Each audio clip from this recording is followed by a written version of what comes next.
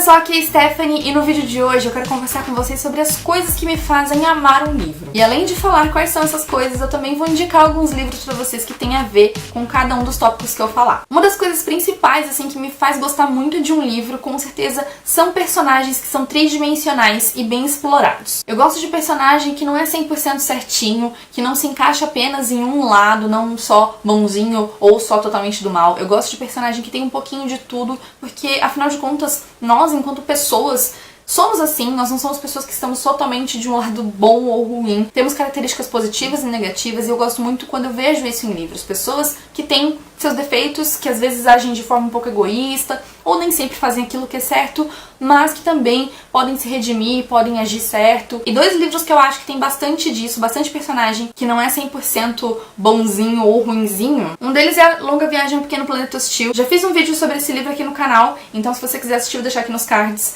E eu falei principalmente sobre isso, sobre os personagens que são extremamente bem explorados e super tridimensionais, são personagens que têm diversas características. E outro livro totalmente diferente, que eu acho que também tem um pouco disso, é Um Dia, do David Nichols. Esse livro tem duas pessoas totalmente diferentes e que são, assim, muito reais. São pessoas extremamente que a gente consegue imaginar, assim, 100% existindo na nossa vida cotidiana. Outra coisa que eu amo ler nos livros são as boas relações familiares ou de amizade. Eu adoro quando o autor consegue criar uma relação familiar que a gente consegue acreditar. Principalmente em livros YA, que às vezes o personagem principal é muito novo e a gente vê que, tipo, cadê os pais dessa pessoa? Cadê a família? Às vezes eu sei que é proposital fazer isso, de não incluir uma família, só que tem contexto que não funciona, sabe? Que você simplesmente some com os pais da protagonista ou do protagonista, ou você sabe que o protagonista, a pessoa, ele tem pais e não são inclusos. Então eu gosto muito quando os pais, irmãos, tios, enfim, quem quer que seja, esteja presente na vida dos personagens. Também gosto muito de ver amizades que são,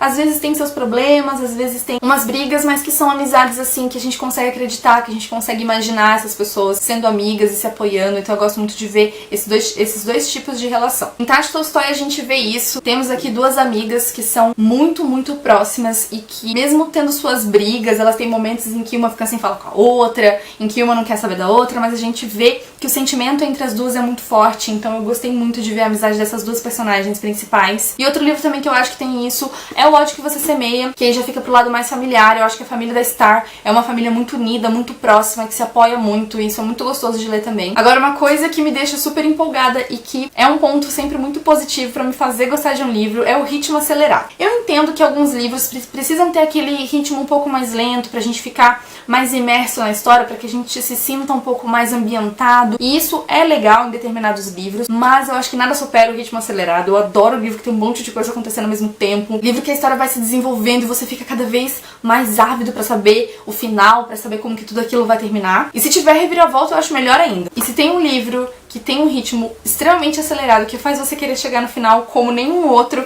é Jogos Vorazes. Eu acho que é um livro que é total, assim, a representação do que um livro com ritmo acelerado tem que ser. Eu lembro que quando eu comecei a ler eu fiquei desesperada. Eu li, assim, devorei realmente, porque principalmente quando chega na parte dos jogos mesmo, a gente fica querendo saber quem vai ser o próximo a morrer, se vai acontecer alguma coisa que vai mudar tudo, e você fica, meu Deus, e o final, e enfim. E por coincidência aqui eu vou falar de uma outra distopia, que é O Ceifador. Nesse caso aqui, além do ritmo acelerado, tem um monte de reviravolta, então você fica sendo pego de surpresa o tempo todo. Você fica doido com os rumos que a história vai tomando. Cada vez a história tá indo pra um lugar diferente e quando você menos espera, você é surpreendido. Então, além do ritmo acelerado, também tem um monte de reviravolta. E esse livro aqui vocês já sabem que é um dos meus queridinhos. E o último tópico aqui que eu separei pra falar pra vocês é que quando eu leio um livro que tem uma ambientação que faz a gente se sentir dentro da história, pra mim não tem coisa melhor. Então eu amo aqueles livros que os atores conseguem fazer você sentir o cheiro do lugar, você consegue visualizar aquele lugar, você consegue sentir frio, você consegue sentir calor. Livros de fantasia às vezes tendem a ser um pouco mais pra esse lado imersivo, mas também tem outros livros que, mesmo sem ser de fantasia, conseguem fazer isso com a gente. E nesse caso aqui eu separei 3 livros pra indicar que eu acho que são extremamente imersivos. Um deles, que pra mim é um dos mais imersivos que eu já li, é Jogador Número 1. Eu me senti realmente dentro de um jogo. Eu acho que o Ernest Cline conseguiu fazer realmente a imersão que você sente quando você tá em um jogo, principalmente aqui no caso que é um jogo que você realmente entra, né, que é uma realidade virtual, então eu acho que ele conseguiu fazer isso com maestria. Uma Chama Entre as Cinzas também faz com que você se sinta ali dentro daquela história com aqueles personagens, porque eu lembro que conforme eu ia lendo, eu conseguia visualizar muito bem os locais que a autora vai falando pra gente, vai mostrando pra gente, aquele calor do deserto. Então eu acho que a ambientação aqui é excelente. E um outro livro que não tem exatamente uma ambientação nesse sentido de que você se sente no lugar, mas eu acho que é um livro que consegue passar as sensações da personagem muito bem, é O Conto da Aya, da Margaret Atwood. Esse livro me fez sentir muito como a protagonista, como a Offred.